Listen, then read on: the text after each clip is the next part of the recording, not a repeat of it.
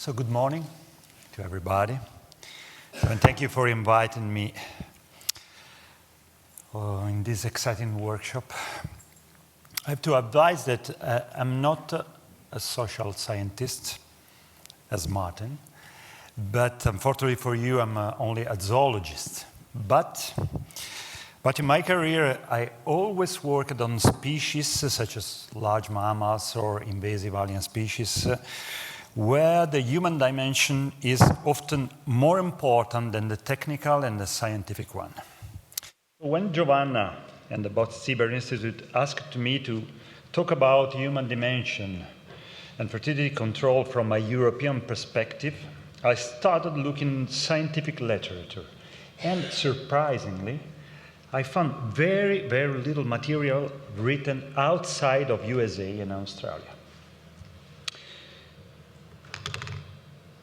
A measure of the temporal gap of Europe, the European debate, compared to, for example, USA, was given me by a couple of papers.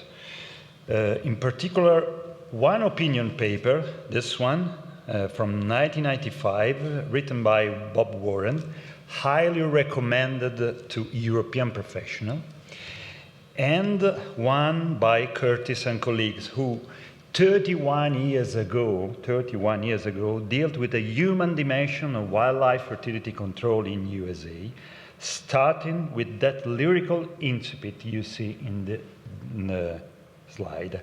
5 seconds to read it. Wonderful. So, like in European scientific literature, I decided to propose a couple of stories that, in my opinion, could give you an example of the social dynamics towards fertility control in our continent. The first story features the wild boar and the immunocontraception, or better, the gonacon. So, last Thursday, just before leaving for York, I was a guest on a TV program on a national network that is very popular in my country. They were talking about wild boar in the cities because the day before, a rider had died after a collision with a wild boar in the suburbs of Rome. After a link with some angry and frightened citizens because they are plagued by wild boars, I intervene as an expert, speaking for about a couple of minutes. Don't give food, remove food from the streets, what to do in case of encounters, and so on. Then, a second pseudo-expert would say that each female boar gives birth twice a year, producing 16 piglets each time. Then the red girl, the lady in the middle, a famous Italian right-wing animal activist and parliamentarian, who in 4 minutes say that it is unnecessary cruelty to remove wild boar from cities or whatever, when we could and should easily use gonacon. Lastly, a nun, very famous influencer in Italy, spoke, I'm not joking, a nun, and blessed the use of gonacon. So now, my mother knows gonacon, my auntie knows gonacon in Italy. Obviously, I had no opportunity to reply. So, fallacious science, misinformation, statement of truth by the church, the perfect storm. So, how do you think I felt at that time? What do you think I thought about the fertility control of wildlife? What the animal rights representatives said is false and completely wrong from the point of view of wildlife management. The question is, who can counter this misinformation that spreads so easily? Who can send clear and unambiguous messages and count on the animal rights world to listen? Certainly not me and my colleagues, because we are killers. We are considered incompetent, who do not want to solve the problem using the silver bullet in front of their eyes, the gonacon. So in my opinion, the only ones who can do something about the spread of fake news are the people, the scientists working on development of fertility control methods. I guess someone will think, Martin will think, oh, but there are cognitive biases. This is confirmation bias. Right. But only possibility to communicate with the echo chamber, with the bubble of the animal rights world, is to do with someone who, because of what he does, can be listened and considered credible as being close to their sensibilities. So I try to visually represent my idea. So the dissemination of incorrect information on fertility control generates a vicious circle in which polarization increases, often leading to a lack of management action due to social pressure on decision makers against traditional management.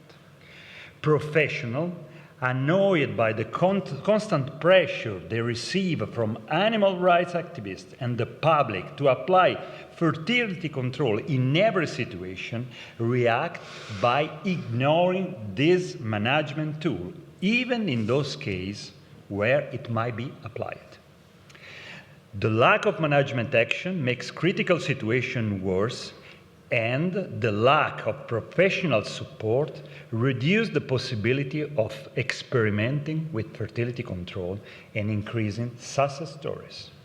In my opinion, it's time to try to turn this vicious circle into a virtuous one that, starting with clear evidence-based communication, will contribute to a more balanced public debate, encouraging professionals to support experimentation and the use of fertility control where possible.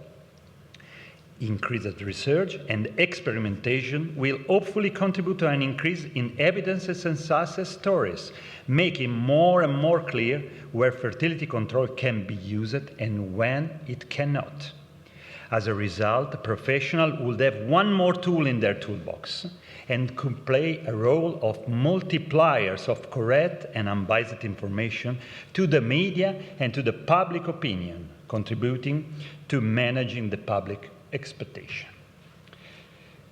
The second story features the gray squirrel and the surgical sterilization. It's already cited by Stephanie. I don't know where is Stephanie. Hi, Stephanie. In 2010, started a project to eradicate a population of gray squirrel living here in the nearby urban park in Genova, overlooking the sea, but connected with the hills beyond the city. The eradication is necessary to prevent the species from spreading and stabilizing in the wild, driving the native species to local extinction. Since the beginning, it's clear that the human dimension is crucial in this project because both species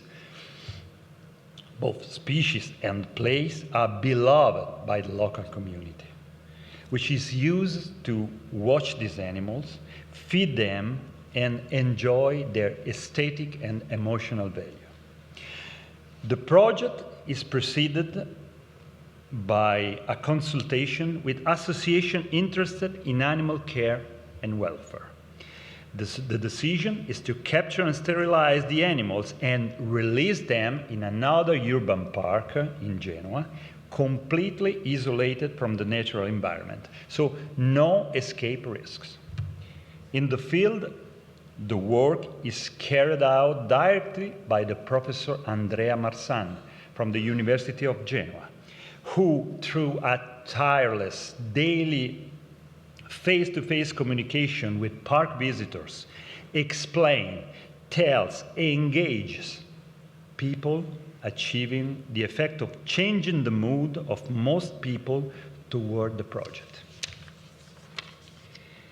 The project is a success, and the eradication is completed. About 400 animals are captured and translocated, apart from about 5% of animals who died after the surgery, but the risk of failure was very, very high, and the project also stopped for a while following a complaint by an animal rights association.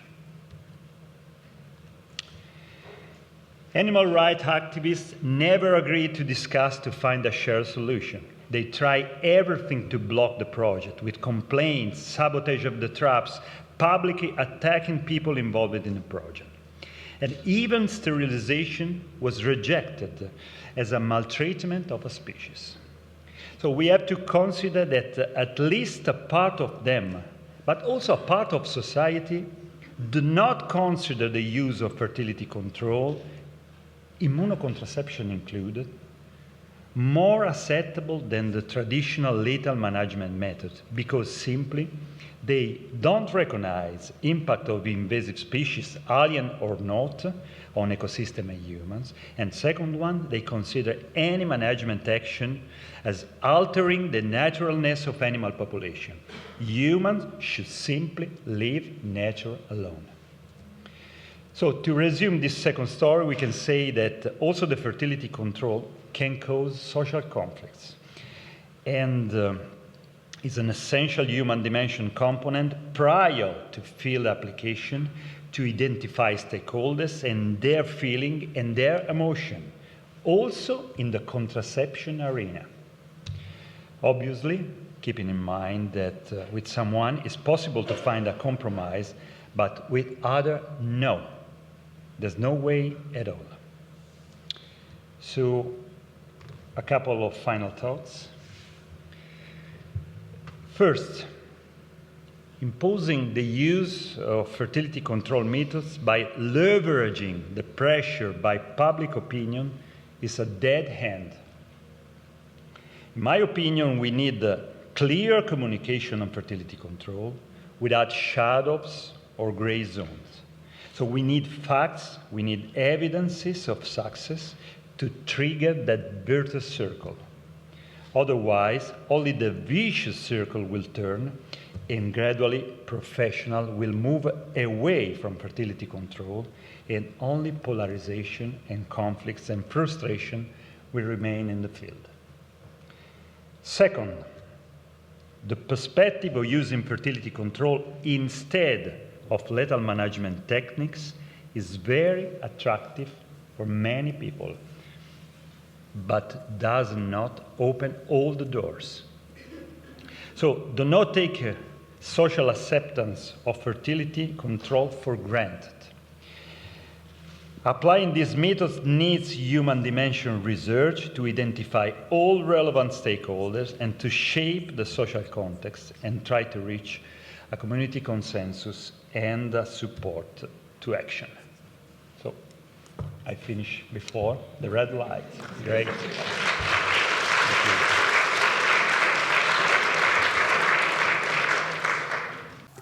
Andrea, thank you very much. Fascinating.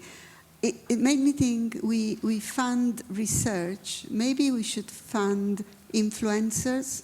How do we become influencers? It's not so easy to find. We have to start with a positive circle. You don't have to search in the religious world, I think. Not the nun, not the priest. It's bad. No, it's very important. I think it could be quite easy to find some influencer in this case. For example, we have a lot of problem to find influencer in supporting the contrast to invasive alien species. It's almost impossible. But in this case, I think it can work, and it could be an interesting communicative strategy. I mean, reliable influencer. Reliable.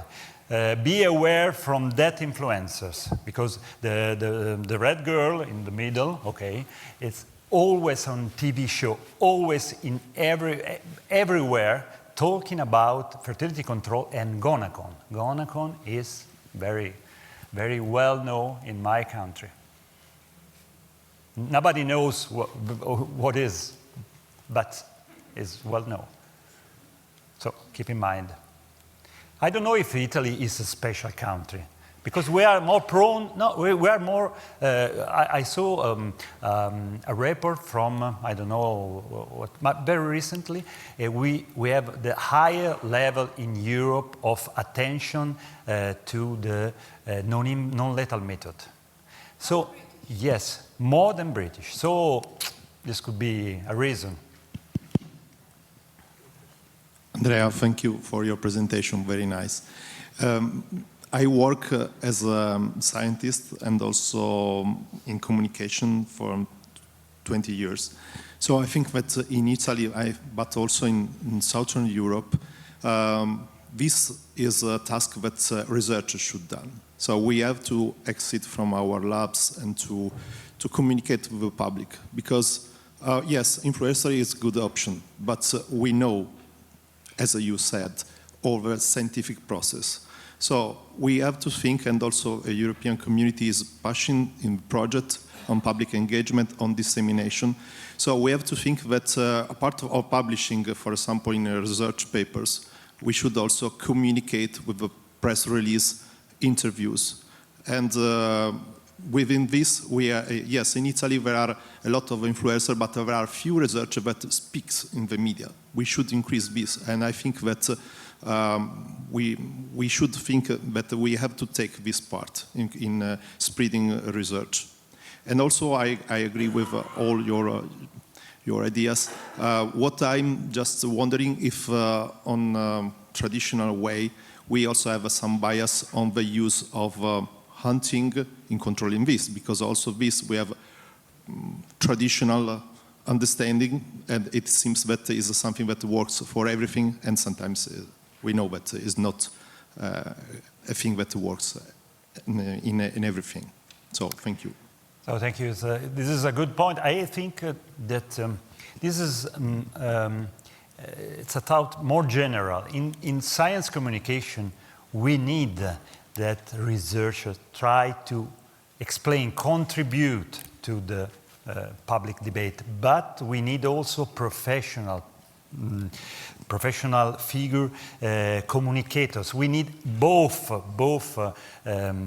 people. So, but here I think that the key is try to take on board professionals.